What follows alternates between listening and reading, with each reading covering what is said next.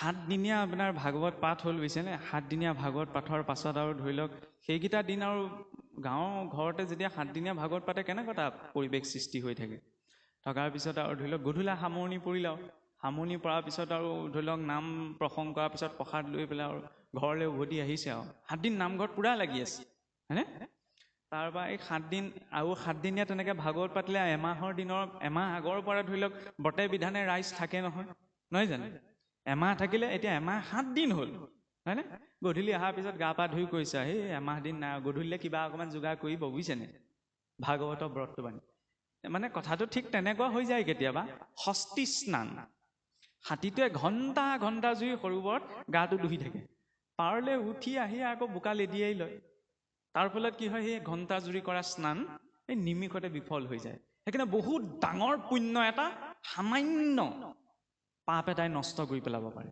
নহয়নে আৰু বহুত ডাঙৰ পাপ এটা সামান্য পুণ্যই আঁতৰাই দিব পাৰে সেই মাৰ্গদৰ্শনটো লাগে সেই মাৰ্গদৰ্শনটোৰ বাবে শাস্ত্ৰ লাগে নহয়নে আমাৰ সমাজত কিছুসকলে এইটো অকণমান ভুল ধাৰণা কৰে যে আমাৰ শাস্ত্ৰসমূহ কেৱল সকামে নিকামেহে পঢ়া হয় সকামটো কিয় পতা যায় মনুষ্য কিবা এটা বিপদত পৰিলেহে কিবা এটা সকাম পাতে নহয় জানো সেইবাবে উদ্দেশ্য সকাম এটা কথা ঠিক যে সকামৰ বাবে গীতা ভাগৱত দিয়া হোৱা নাই কিন্তু আমি গীতা ভাগৱতৰ আশ্ৰয়লৈ নগৈ যাম কলৈ সকামত কি পঢ়িম নহয়নে সেইটো ধাৰণা বেলেগ তাত এটা আনুষ্ঠানিকতা আছে কিন্তু সেই গীতা ভাগৱতে জীৱন দৰ্শনটো আমাক শিকায় তাৰ পৰা আমাৰ কি ল'ব লগা আছে নহয়নে এই কথাষাৰ কওঁতে এদিন মোক এজনে উভতি ধৰিলে বুজিছেনে বোলে গৃহস্থই বোলে কিবা এটা পাতিলেও ভাগৱত কথা পাতে ভাগৱত কীৰ্তন পাতে গীতা পাঠ পাতে পতাৰ পিছত গৃহস্থই শুনি নাথাকে বহি নাথাকে বোলে কেনেকৈ শুনি থাকিব আপোনাৰ নিচিনা ভকতক বোলে আল পৈচান ধৰি বোলে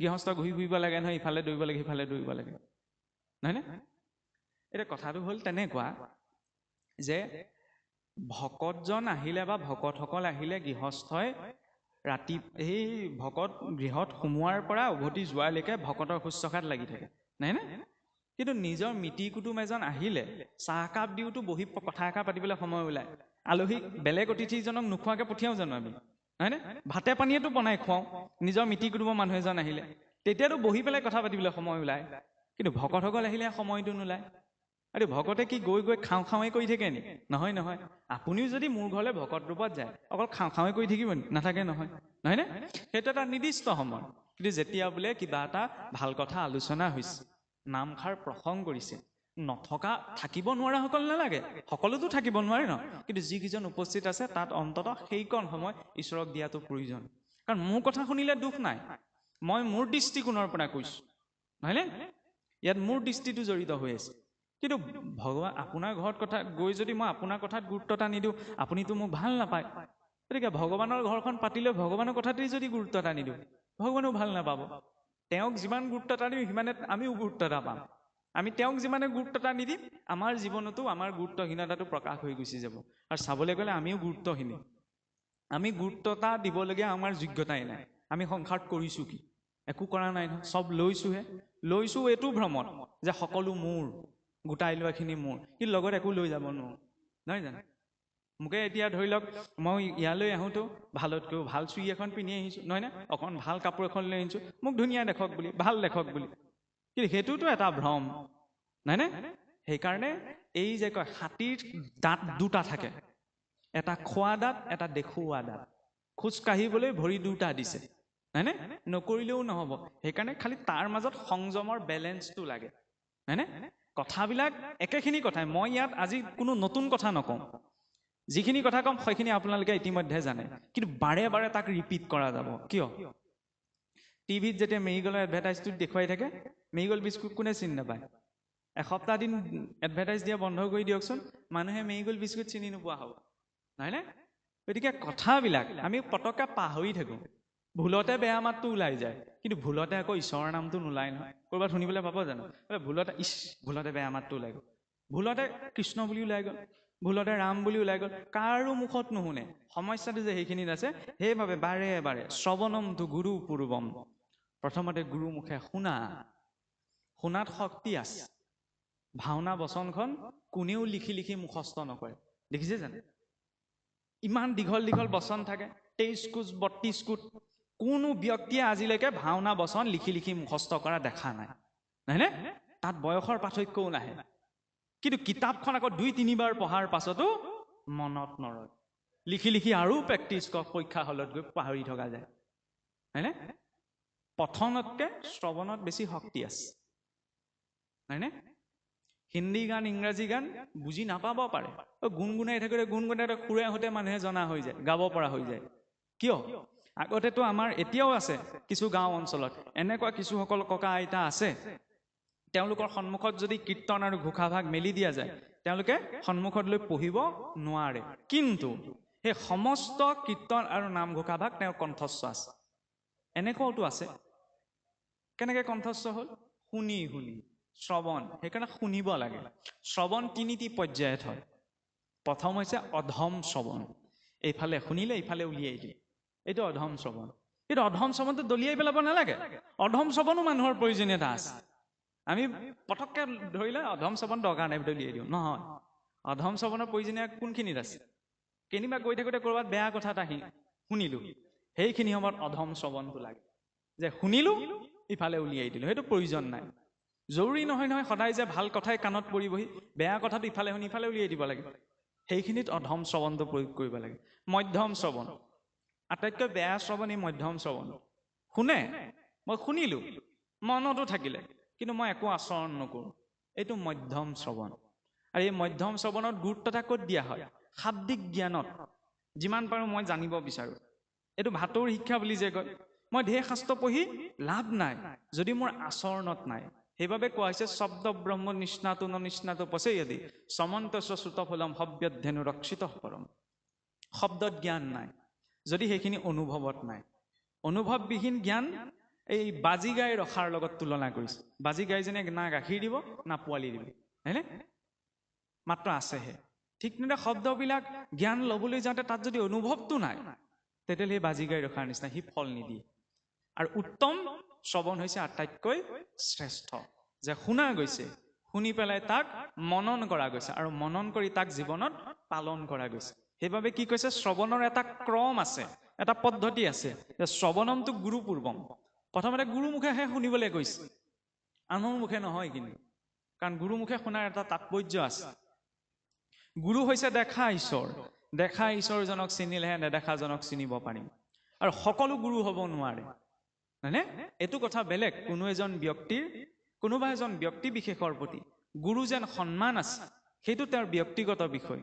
তেওঁ কাৰোবাৰ পৰা কিবা এটা শিকিছে, সেই শিকাৰ বাবে তেওঁক গুৰু বুলি মান্যতা দিছে, সেইটো তাত ক'বলগীয়া নাই। কিন্তু শাস্ত্ৰীয় মাৰ্গত সকলো গুৰু হ'ব নোৱাৰে। যাৰ এটা শাস্ত্ৰ অনুৱৰ্তী গুৰু পৰম্পৰা আছে, আৰু যি শাস্ত্ৰ অনুৱৰ্তী জীৱন যাপন কৰিছে, তেওঁহে গুৰু হ'ব পাৰে। ভাগৱতটো তপককে আকাশৰ পৰা আমাৰ মাজত পৰা নাই নহয়, এটি পৰম্পৰাত আহিছে ন। বিনা পৰম্পৰাত ভাগৱতটো অহা নাই। ভাগৱত এটি পৰম্পৰা, গতিকে সেই পৰম্পৰাত শিক্ষিত দীক্ষিত হোৱাটোহে শিষ্যজনৰ প্ৰতি। নহ'লে আজিকালি সকলো গুৰু হৈ বহি আছে, ক'বলৈ বেয়া লাগে। এটা সময় আছিল যেতিয়া লক্ষ্মণো আপোনাৰ এই মেঘদূতৰ নাগপাশত মানে তেওঁৰ মৃত্যু হোৱাৰ দৰে অৱস্থা প্ৰকট হৈছিল। ভগৱান ৰামচন্দ্ৰই ক'ব পাৰিলেহেঁতেন, হয়নে, মই জগতৰ ঈশ্বৰ, আকৌ লোকৰ ৰাজ্যৰ পৰা সেই চিকিৎসক মাতি অনা কি প্ৰয়োজন? সুখেন বৈদ্যক মাতি অনা নাছিল জানো ৰাৱণৰ ৰাজ্যৰ পৰা? বা আকৌ হনুমন্তক সঞ্জীৱনী ঔষধ আনিবলৈও পঠাইছিল। ভগৱন্তই এইটোও দেখুৱাব পাৰে যে চিন্তা নাই, মই ঈশ্বৰ, বা মই কিবা এটা কৰিম। তেওঁ যিটো পৰিস্থিতিত পৰিছে, সেই পৰিস্থিতি অনুক্ৰমে সমাধানটো কৰিছে। বেমাৰত মানুহ পৰিছে, চিকিৎসাৰ বাবে চিকিৎসকক মতুৱাই আনিছে আৰু ঔষধ অনুৱাইছে, হয়নে? আজিকালি এনেকুৱা হ'লে যে চিন্তা নাই, মই কৈ দিছোঁ নোহোৱা কামটো হৈ যাব। ইমান সিদ্ধি ক'ৰ পৰা আহিলে? অশ্ৰদ্ধা কৰিব নালাগে, কিন্তু বৰকে গুৰুত্বও দিব নালাগে, হয়নে? এনেকুৱা কাৰো সামৰ্থ্যতা নাই যে ঈশ্বৰৰ বিধি বিধান হেৰফেৰ কৰি পেলাই কাৰোবাক নোহোৱা ফল এটা দি দিব পাৰিব, হয়নে? আজিকালি তাৰ প্ৰতি আমি বেছি আকৰ্ষিত হওঁ। আমুকলৈ গৈছোঁ বোলে বহুত সিদ্ধ পুৰুষ আছে, আমুক কৈ দিলেই হৈ যাব, আমুকটো হৈ যায়, তামুকটো হৈ যায়। আৰে কোনেও কৈ দিলে একো হৈ নাযায়। একমাত্ৰ জীৱনত যিখিনি ফল পোৱা যায় নিজৰ কৰ্মফল। কৰ্মফলত কোনেও হস্তক্ষেপ কৰিব নোৱাৰে। চাবচোন, যিদৰে সৃষ্টিত ঈশ্বৰ বিশ্বাসী লোক আছে, ঈশ্বৰ অবিশ্বাসী লোকোতো আছে। মই ইয়াত নাস্তিকৰ কথাও কম। আস্তিক ব্যক্তিজনে ঈশ্বৰত বিশ্বাস কৰি জীৱনত যিখিনি পাইছে, নাস্তিকজনেও সেই একেখিনিয়েইটো পাইছে। পৃথিৱীখনৰ সম্পদৰ ক্ষেত্ৰত টকা পইচা তেওঁৰো আছে, ঘৰ দুৱাৰ তেওঁৰো আছে, পুত্ৰ পৰিবাৰ তেওঁৰো আছে। তাৰ পৰা কি বুজা গৈছে? জীৱনত পোৱা নোপোৱাখিনিৰ বাবে ঈশ্বৰত বিশ্বাস অবিশ্বাসৰ কাহানিও প্ৰসংগই নাছিল। যদি নিজৰ কৰ্ম সংস্কাৰত আছে, ঈশ্বৰক তেওঁ যদি নামানো বুলিও কওঁ, তেওঁ কিন্তু পোৱাখিনি পাব। কিন্তু সমস্যা এটা সেইখিনিতে আছে। কি আছে? যে সম্পদ পোৱাটোৱে লক্ষ্য নহয়। এগৰাকী পিতৃ মাতৃৰ দুজন সন্তান, নাইনে? দুইজন সন্তানে, এজন সন্তানে মাক দেউতাকৰ কথা ক'লে শুনে, আনজনে নুশুনে। এতিয়া কথা শুনকে বা নুশুনকে নিজৰ ল'ৰা ছোৱালী যেতিয়া মাক দেউতাকক সমানেই মৰম কৰিব, নাইনে? সম্পত্তিৰ ভাগো সমানেই দিব। কিন্তু যিটো সন্তানে মাক দেউতাকৰ কথা ক'লে শুনে, সেই পিতৃ মাতৃৰ স্নেহটো জীৱনত অনুভৱ কৰিব পাৰিব, নাইনে? পিতৃ মাতৃৰ সেই মৰমটো বুজিব পাৰিব। আৰু যিটোৱে নুশুনে সি সম্পত্তিৰ ভাগ পাব, নাইনে? কিন্তু সম্পত্তিৰ ভাগ পোৱাটোৱে কথা নহয়। পিতৃ মাতৃৰ স্নেহটো, মৰমটো কাহানিও জীৱনত সি অনুভৱ কৰিব নোৱাৰে। সেইটো পুতনাটো দেখুৱাইছে। পুতনাই জননীৰ সমান গতি পাইছিল ঠিকেই, কিন্তু ঈশ্বৰৰ স্নেহটো কাহানিও পোৱা নাই। যিটো স্নেহ মাতৃ যশোদাই পাইছে, নাইনে? আমাক সেই স্নেহ লাগে, আমাক মৰম লাগে, নাইনে? আমাক শ্ৰদ্ধা লাগে। গতিকে তাত গুৰুত্ব এটা থাকিব লাগে। ভগৱন্তইও যেতিয়া সন্ধি কৰিবলৈ দুৰ্যোধনৰ ওচৰলৈ গৈছে, আৰে তেওঁতো এখন ৰাজ্যৰ ৰজা হয়, ভগৱান বুলি দুৰ্যোধনে নামানে যেনিবা, তেওঁতো দ্বাৰকাৰ অধিপতি হয়।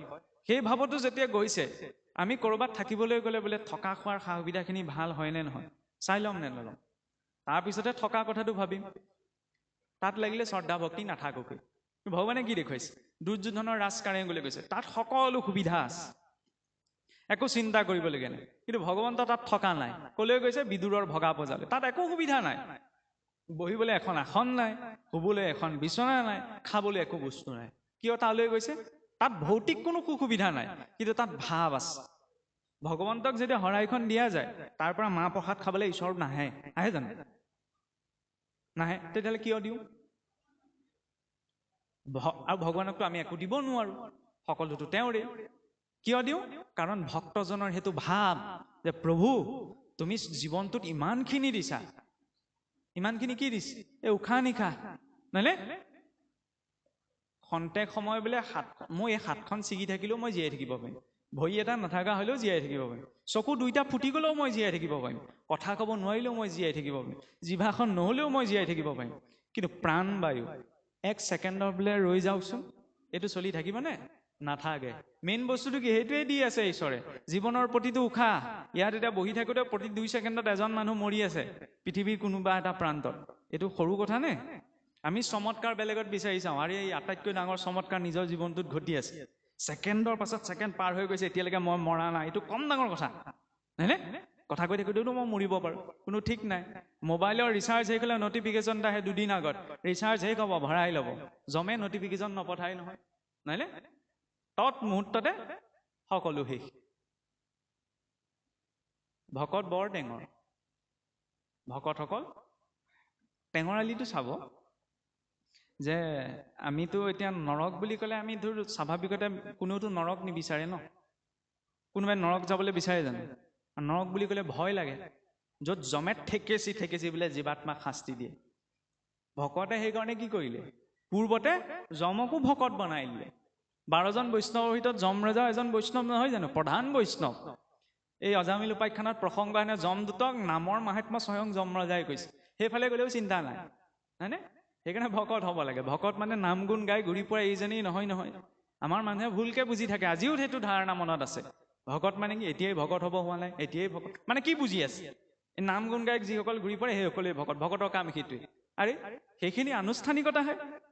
ভকত এনেকুৱা এটা শব্দ, যিটো শব্দই যিখিনি মানুহক জাতি, বৰ্ণ, ধৰ্ম, দৰ্শন, চিন্তা একোৰে সমতাৰে বান্ধিব নোৱাৰিলে, সেই মানুহখিনিক ভকত শব্দতে বান্ধি দিলে।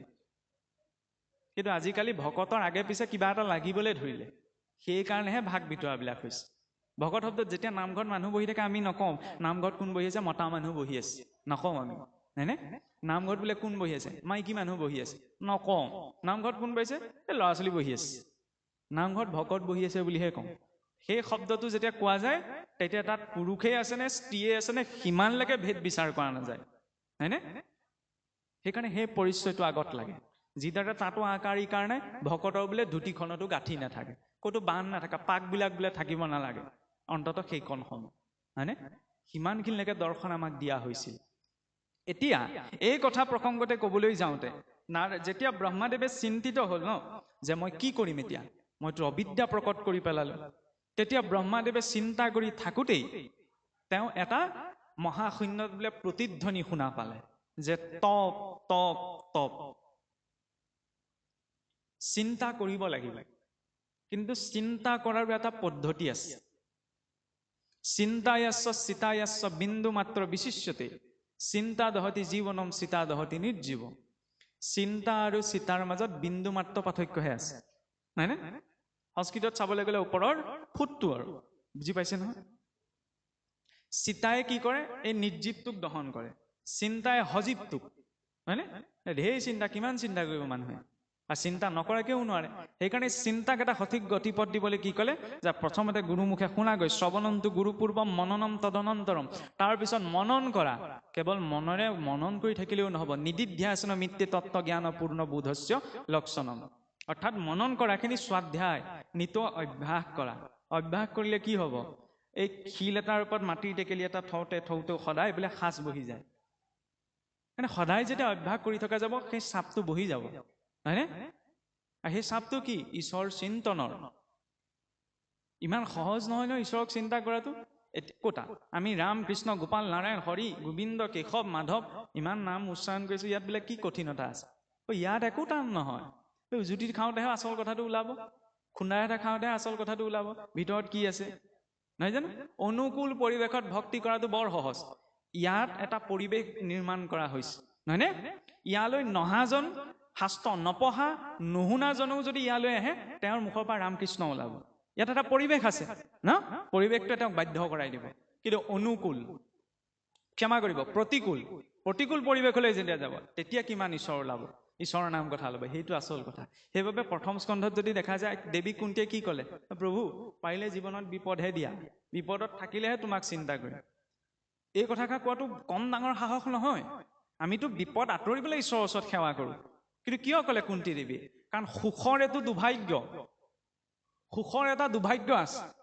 সুখৰ যেন দুৰ্ভাগ্য থাকে, মানুহে সুখে বিচাৰে জীৱনত, সুখৰ এটা দুৰ্ভাগ্য আছে। সুখ যেতিয়া জীৱনলৈ আহে, তেতিয়াহ'লে সকলোবিলাক সুবিধা লৈ আনে, কিন্তু লগতে ঈশ্বৰৰ বিস্মৃতিটো লৈ আনে। এইটো হৈছে সুখৰ দুৰ্ভাগ্য।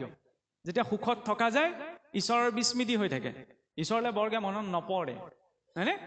কিন্তু দুখৰ এইটো সৌভাগ্য, দুখৰ আকৌ এটা সৌভাগ্য আছে। দুখ যেতিয়া জীৱনলৈ আহে, সকলো কষ্ট লৈ আনে, কিন্তু ঈশ্বৰৰ স্মৃতিটো লগতে লৈ আনে, ঈশ্বৰলৈ পতককে মনত পৰে। মই এতিয়া যোৰহাটৰ পৰা আপোনালোকৰ ইয়ালৈকে গাড়ীত ধুনীয়াকৈ আৰামত বহি আহিছোঁ, আৰামত নামিলোঁ, নামি পেলাই ইয়ালৈ গুচি আহিলোঁ। এবাৰো মোৰ মুখৰ পৰা ঈশ্বৰৰ নাম নোলাব পাৰে, নহয়নে? আৰামত আহিছোঁ। ৰাতি 12টা বজাত অকলে অকলে জংঘল এখনৰ মাজেৰে মই পাৰ হৈ যাওঁচোন, খোজে প্ৰতি ঈশ্বৰৰ নাম ওলাব, হয়নে নহয়? সেইটো প্ৰতিকূল পৰিৱেশ।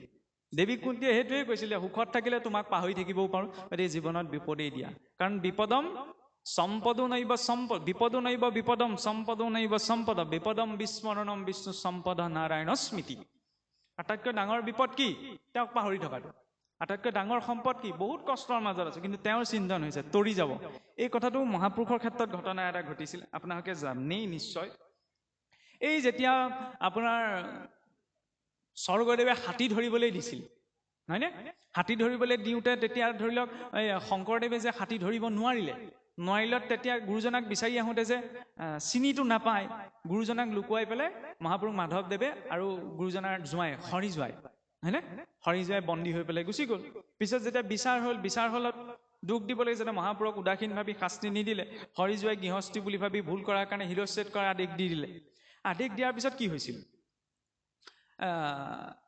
যেতিয়া বোলে হৰি জোঁৱাই শিৰচ্ছেদ হৈছিল, কটোৱা গৈছিল, কটাওঁতে অন্তিম সময়ত বোলে তেওঁৰ মুখৰ পৰা 3বাৰ ৰাম নাম ওলালে। আৰু এই কথাটো মহাপুৰুষ মাধৱদেৱে ঘূৰি আহি যেতিয়া মানে স্বৰ্গদেউ তেওঁক মুক্ত কৰি দিছিল নিৰ্দোষী বুলি জানি, তাৰপিছত মুক্ত কৰি দিয়াৰ পিছত মহাপুৰুষ মাধৱদেৱ যেতিয়া গুৰুজনাৰ ওচৰত উপস্থিত হলি, তেতিয়া খবৰটো দিলেহি যে ৰজাৰ বিচাৰত হৰি জোঁৱাইক এনেদৰে মৃত্যুদণ্ড দিয়া হ'ল, তেওঁক শিৰচ্ছেদ কৰা হ'ল। আপুনি ভাবি চাওক, শহুৱেকৰ আগত কৈছেগে যে জোঁৱায়েকক ৰজাই কটুৱালে। শহুৱেকে কি কৈছে, উদ্ধ বাহু কৈ 3 বাৰ হৰি বুল বুলি কৈছে। আমাৰ সাধাৰণ মানুহ হেঁতেন কি বুলি ক'লেহেঁতেন, বোলে পাগল হ'ল, জোঁৱায়েক মৰিছে, জোঁৱায়েকক ৰজাই কটুৱালে, এওঁকো আনন্দ কৰিছে। ক'লেহেঁতেন নে নক'লেহেঁতেন? নে ক'লেহেঁতেন। হয়ো, সেইটো বেয়া কথা, কাৰণ এজন জোঁৱায়েকক এজন ব্যক্তিক শিৰচ্ছেদ কৰাটো। কিন্তু তাত গুৰুজনাই যে ইমান আনন্দ মানে হৰিধ্বনি কৰিছে, তেওঁ যে হৰিনাম লৈছে, কিয়? কাৰণ এটা অপ্ৰীতিকৰ ঘটনা ঘটিছে, নহয়নে? এজন ব্যক্তিৰ মৃত্যু ঘটিছে, কিন্তু তাত আনন্দ কিয় প্ৰকাশ কৰিছে? অন্তিম সময়ত তেওঁ হৰিক চিন্তি গ'ল, গতিকে তেওঁ আকৌ এইখন জগতলৈ আহিব নালাগে, হয়নে? আমাৰ যে কয় তুমি ডালে ডালেহে, মই পাতে পাতে, এইটো হৈছে ডালে ডালে পাতে পাতে। সাংসাৰিক লোকসকলে ডালে ডালে ভাবে, নহয়নে? আধ্যাত্মিক লোকসকলে শিৰাই শিৰাই ভাবে। হৰিটোহে মৃত্যু হৈছে, তেওঁ আকৌ সংসাৰলৈ নাহে, যদি অন্তিম সময়ত হৰি চিন্তন হৈছে। আমি যে ইমানবিলাক চেষ্টা কৰিছো ন ভগৱানৰ নাম ল'বলৈ, ভগৱানক চিন্তা কৰিবলৈ, কিয়? অজামিলেচোন অন্তিম সময়ত ঈশ্বৰৰ নাম লৈ গতি পাই গৈছিল, নহয়নে? অজামিলৰ প্ৰসংগতে চোৱা যায়, আমি অকণমান সেইখিনিতে কথাটো বিচাৰ কৰি চোৱা প্ৰয়োজন যে অজামিলটো পোনপ্ৰথম অৱস্থাত এজন নৈষ্ঠিক ব্ৰাহ্মণ বৈষ্ণৱ আছিল ন, হৰিভক্ত আছিল। কিন্তু সেই হৰিভক্তজনো বিচলিত হৈছিলগৈ নহয়। গতিকে বিচলিত হোৱাৰ মাধ্যম সংসাৰত ঢেৰ আছে। যেতিয়া যজ্ঞৰ বাবে সমিধা আনিবলৈ যাওঁতে সেই অজামিল এগৰাকী বেশ্যা নাৰীক দেখি তেওঁৰ প্ৰতি আসক্ত হৈছিল। সেইখিনিতে অজামিলৰ সমস্ত নৈষ্ঠিকতা বোলে শেষ হৈছিল। আৰু সেই বেশ্যাত প্ৰতিত হৈ আপোনালোক সকলোৱে জানে 10জন পুত্ৰৰ জন্ম হৈছিল, নহয়নে? ঘটনা এটা ঘটিল বোলে এদিন কি হৈছিল, আগতেতো যিসকলে সন্ন্যাস গ্ৰহণ কৰে, এতিয়াও কিছু কিছু প্ৰান্তত পৰম্পৰা আছে, ভিক্ষা কৰি খায় ন। তেনেকৈ কেইজনমান বোলে সন্ন্যাসী এদিন অজামিলৰ ঘৰলৈ আহিছিল। অজামিলৰ ঘৰলৈ অহাৰ পিছত সেইখিনি সময়ত অজামিল নাছিল। পিছত মানুহ এজন যেতিয়া মানে বেয়া লাগিলে, পূৰ্বতে তেওঁ ভালেই নাথাকক কিয়, যেতিয়া বেয়া কাম এটাত মতিটো বৃদ্ধি হৈ যায়, তেতিয়াহ'লে তেওঁৰ পূৰ্বৰ কৰাখিনিৰ প্ৰতি কোনো দৃষ্টিটো নাথাকেগৈ। যেতিয়া সেই সন্ন্যাসী কেইজনে ভিক্ষা বিচাৰি গ'ল, তেতিয়া অজামিলৰ পত্নীয়ে ক'লে বোলে আপোনালোক সোনকালে ইয়াৰ পৰা গুচি যাওকগৈ, নহয় স্বামীয়ে দেখি পেলাই আপোনালোকে উধাই মুধাই গালি পাৰিব। অজামিল ইমান মানে উগ্ৰ হৈ পৰিছিল। তাৰপিছততো এতিয়া অতিথি এজন গৈছে, চাওকচোন তেতিয়াৰ দিনত বেশ্যাত পবিত্ৰ হোৱা এগৰাকী নাৰীয়েও কি ভাবিছিল যে অতিথি এজন আহিছে, অতিথিক বিমুখে পঠাব নাপায়। সেইকাৰণে গুৰুৱে আমাৰ শৰণ দিওঁতে কয় নে নকয়? আগতে সেইকাৰণে কি ব্যৱস্থা আছিল যে ভাত বনোৱা সময়ত আপোনাৰ বোলে কোনোবা অতিথি এজন ওলাবহি নি, বাটৰুৱা এজন ওলাবহি নি, অকণমান অপেক্ষা কৰা যায়, চোৱা যায়, হয়নে নহয়? এইটো অসমীয়া মানুহৰ বোলে সংস্কৃতি। আজিকালি এনেকুৱা এটা সংস্কৃতি হ'ল, খোৱা সময়ত আকৌ দৰজাখনহে মাৰিলো, খোৱা সময়ত ওলালেহি মৰিলে, এইটো খোৱা সময়তে ওলালেহি, হয়নে?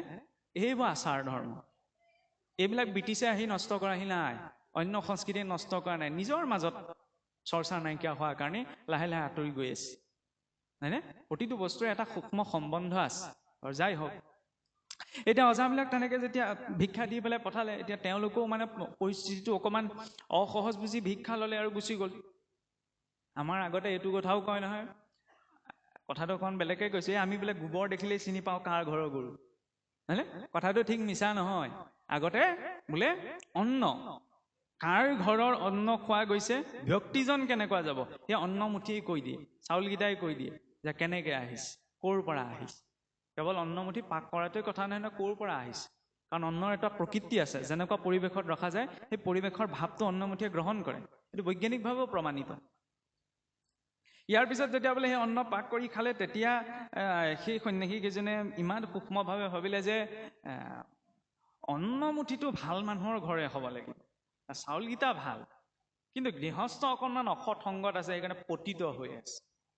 এতিয়া তেওঁলোকৰতো ভাৱ ন, তেওঁলোকে ভাবিলে যে পতিত হৈছে কিবা ভুলবশত, কিজানি শিকালে বুজালে ভাল হ'ব, এইটো ভাবি পেলাই আকৌ অজামিলৰ ঘৰলৈ গ'ল। অজামিলৰ ঘৰত গৈ যেতিয়া দেখিলে, মানুহগৰাকীয়ে দেখিলে বোলে সৰ্বনাশ, তেওঁলোকক কিহে পালে, কেনেবাকে দেখিবলৈ হ'লে তেওঁলোকক অপ্ৰস্তুত কৰিব, আপোনালোক আকৌ কিয় আহিলে? তেতিয়া ক'লে বোলে এনেকে তেনেকৈ বোলে তোমাৰ স্বামী অসৎ সংগত আছে, অসৎ সংগত থকাৰ বাবে তোমাৰ স্বামী মতিভ্ৰম হৈ আছে, ধৰ্ম কৰ্ম সকলো ভ্ৰষ্ট হৈছে, ল'ৰা ছোৱালীখিনি ভাল কৰিব লাগিব, আপোনালোকে এইখন মেলিবলৈ হ'লেতো আপোনালোকক ডাং লৈ খেদিব, গতিকে আপোনালোক সোনকালে ইয়াৰ পৰা যাওক, অসন্তোষ নকৰিব। কি কৰিব? উপায় নাপাই ক'লে বোলে তেওঁ দেখিলে যে সেইখিনি সময়ত অজামিলৰ পত্নীয়ে গৰ্ভ পালন কৰি আছে। কৈ থৈ গ'ল যে আই তুমি এটা কাম কৰিবা, তোমাৰ যি সন্তান জন্ম হ'ব সেই সন্তানৰ নামটো নাৰায়ণ বুলি নাম থবা, এই বুলি উপদেশটো দি থৈ গ'ল।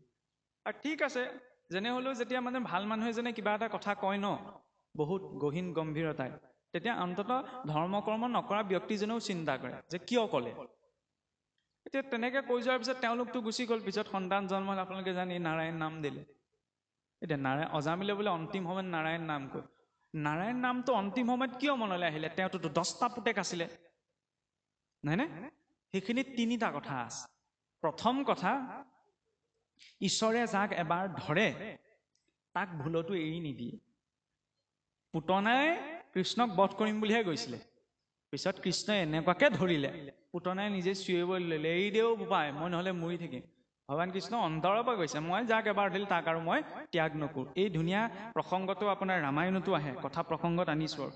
ভগৱান ৰামচন্দ্ৰ যেতিয়া সেই দণ্ডকাৰণ্যত বনবাসত গৈ আছিল ন, গৈ থাকোঁতে কি হৈছিল, ভৰত আহিটো ভগৱান ৰামচন্দ্ৰৰ পাদুকা লৈ গ'ল তেওঁৰ প্ৰতীক হিচাপত। ভগৱান ৰামচন্দ্ৰ এতিয়া খালী ভৰিৰে গৈছে, খালী ভৰিৰে। এতিয়া যিজনে গোটেই জীৱনৰ আজিলৈকে ডাঙৰ হোৱা কালচোৱা ৰাজ কাৰেঙৰ ইমান কোমল দলিচাৰ মাজত খোজকাঢ়ি পাৰ কৰিছে, এই জংঘলৰ মাজত শিলগুটি কাঁইটৰ মাজেৰে খোজকাঢ়ি যাওঁতে বিন্ধিছে, বিন্ধি মানে কি হৈছিল, ভগৱান ৰামৰ ভৰিৰ পৰা তেজ ওলাই আহিছিল। আৰু যেতিয়া তেজ ওলাই, তেজৰ বিঙি পিছে পিছে লক্ষ্মণ গৈছে, লক্ষ্মণৰ পটককে চকুত পৰিলে দাদাৰ ভৰিৰ পৰা তেজ ওলাইছে। তেতিয়া ক'লে বোলে দাদা ৰ'বচোন ৰ'ব, আপোনাৰ ভৰিৰ পৰা এই কাঁইটবিলাক লাগি সৰু সৰু শিলগুটি লাগি তেজ ওলাই আহিছে, আপুনি বহি দিয়ক মই উলিয়াই দিওঁ। তেতিয়া ভগৱান ৰামচন্দ্ৰই কি ক'লে জানে, যে সি কাঁইটেই নহওক কিয়, সি শিলেই নহওক কিয়, এবাৰ যেতিয়া মোৰ চৰণৰ আশ্ৰয় কৰিলে মই তাক ত্যাগ কৰিব নোৱাৰো। এইটো ভাৱ, ইয়াত যুক্তি নাখাতে। চাওকচোন, ভৰিত লগা কাঁইটডালকো ঈশ্বৰে ত্যাগ কৰা নাই। যাক এবাৰ যি মোক ধৰিলে সি ইচ্ছা কৰিলেও মোক এৰিলে, মই তাক এৰি নিদিওঁ। অজামিলে ঈশ্বৰক ধৰিছিল ন, দৈৱ পাকত পৰি ঈশ্বৰ খাই গুচি গ'ল। ৰজা ইন্দ্ৰদ্যুম্নৰ সেইটোৱে হৈছিল, ঈশ্বৰক চিন্তা কৰি বহি আছিল, ঋষি অগস্ত্যে ভুলবশতঃ তেওঁক অভিশাপ দি পালে। গতিকে ভক্তি কৰিলেও কিবা কাৰণত কৰ্মফলত সেই জীৱটো অধোগতি লাভ কৰিব পাৰে। যিদৰে মহাৰাজ ইন্দ্ৰদ্যুম্নই গজ শৰীৰৰ, ক্ষমা কৰিব, ৰজা শৰীৰৰ পৰা গজ শৰীৰ প্ৰাপ্ত কৰিছে, এইটো অধোগতি, নহয় নে? মনুষ্যৰ পৰা তেওঁ আকৌ হাতী হৈছে, কিন্তু তেওঁ পতিত হোৱা নাই, কেতিয়াও পতিত নহয়। সেই একেটা কথাই অজামিলতো প্ৰযোজ্য হয়। অজামিলে অধোগতি পাইছে, কিন্তু তেওঁ পতিত হোৱা নাই, প্ৰথম কথা। আৰু দ্বিতীয় কথাটো হ'ল কি, অন্তিম সময়ত কিয় নাৰায়ণ বুলি মনলৈ ওলালে? নাৰায়ণ কোন আছিল? ঘৰখনৰ আটাইতকৈ সৰু ল'ৰা। আমি ভৌতিকভাৱেও যদি চাওঁ, ঘৰৰ আটাইতকৈ সৰুটোক বেছিকে মৰম কৰা যায়, নহয়নে? মাক দেউতাকেই হওক, ককা আইতাকেই হওক, ঘৰখনৰ আটাইতকৈ সৰুটোলৈ নিজৰ খোৱা ভাগ অকণমান হ'লেও থৈ দিয়ে, সৰুটোৱে খাব, নহয়নে? সৰুটোৱে লাগিলে ভুলেই কওক, সৰুটোক দুখ নিদিয়ে, ডাঙৰটোক দিয়ে, নিজেও পাই থৈছে যে সেইকাৰণে কৈছো, নহয়নে? এইটো ধৰি লওক ভাৱ সহজ। এতিয়া নিজৰ সৰুটোকে আটাইতকৈ ভাল পায়, আৰু যাক আটাইতকৈ ভাল পোৱা যায়, বিপদে সম্পদে সুখে দুখে তাৰ কথাহে মনলৈ আহে। কিবা এটা ভাল বস্তু পালে, এই নহয় অকল ময়ে নাখাওঁ, সৰুটোলৈও থৈ দিওকচোন, নহয়নে? ভাৱ আহে নে নাহে? গতিকে খাওঁতে উঠোতে বহুতে নাৰায়ণ বুলি তেওঁ অন্তিম সময়তে মতা নাই, তাৰ আগৰ প্ৰেক্টিচটো আছে, সেইকাৰণে ওলালে। বিনা প্ৰেক্টিচত ঈশ্বৰৰ নাম লোৱা সম্ভৱ নহয়, নহয়নে? প্ৰেক্টিচটো আছিল গোটেই জীৱনটো। কি অন্তিম সময়তহে তেওঁ পুতেকক মাতিছিল নি? আকচৰ মাতা নাই নি? আকচৰ মাতিছিল। আৰু কিহেৰে মাতিছিল? তাত ভাৱ আছিল, নহয়নে? যমদূতে মোক খালেও মোক ধৰি আইষ নাৰায়ণ বুলি মাতিছিল, নহয়নে? ভাৱেৰে মাতিছিল। আৰু চাবলৈ গ'লে নাৰায়ণ বুলিয়ে মাতক, কিবা বুলিয়ে মাতক, সকলো নামেতো ঈশ্বৰকেই বুজায় ন। ঈশ্বৰে নিজৰ ভক্তজনক পতিত হ'বলৈ নিদিয়ে, কিন্তু তাতো প্ৰত্যক্ষ ৰূপত দিয়া নাই। ঈশ্বৰ কৃষ্ণ চাবচোন, ভগৱান ৰামচন্দ্ৰ চালে সদায় চিধা চিধিকে ৰৈ থাকে, নহয়নে? চিধা একদম ষ্ট্ৰেইট। কৃষ্ণক ক'ৰবাত চিধাকে ৰৈ থকা দেখিছে? ক'তো বৰ্ণনাও নাপায়, ক'তো ফটোটো নেদেখে, ক'তো মূৰ্তিটো নেদেখে, ত্ৰিভংগ ভংগী, অকণ বেকাকে ৰৈ থাকে। কৃষ্ণ কামবিলাক অকণমান তেৰা বেকা, সহজে বুজিব নোৱাৰি, নহয়নে? বাৰে বাৰে, কাৰণ কৃষ্ণক পোৱাটো ইমান সহজ নহয় নহয়। আৰে যিজনক ক্ষমতা আছিল ন, শিশুপালৰ 100টা গালি শুনাৰ, 100টা গালি শুনাৰ পাছতে শিশুপালক দণ্ড দিছে। তেওঁতোতো সামৰ্থ্যতা আছিল যে এটা গালি শুনা মাত্ৰকে তই বেয়া কথা কৈছ, তৎমুহূৰ্ততে সুদৰ্শনে এৰি দিব পাৰিলেহেঁতেন। দিলেহেঁতেন? দিলে জানো? নাই দিয়া নহয়। 100টালৈকে গালি শুনিম বুলি কথা দিলে যেতিয়া 100টালৈকে শুনিলে, আমি 2টাকে শুনিব নোৱাৰো। তাৰপৰা আমি কৃষ্ণ প্ৰাপ্তিৰ কথা কোৱা সম্ভৱেই নহয়। বিনা সহনশীলতাত ভক্তি ইমান সহজ নহয়।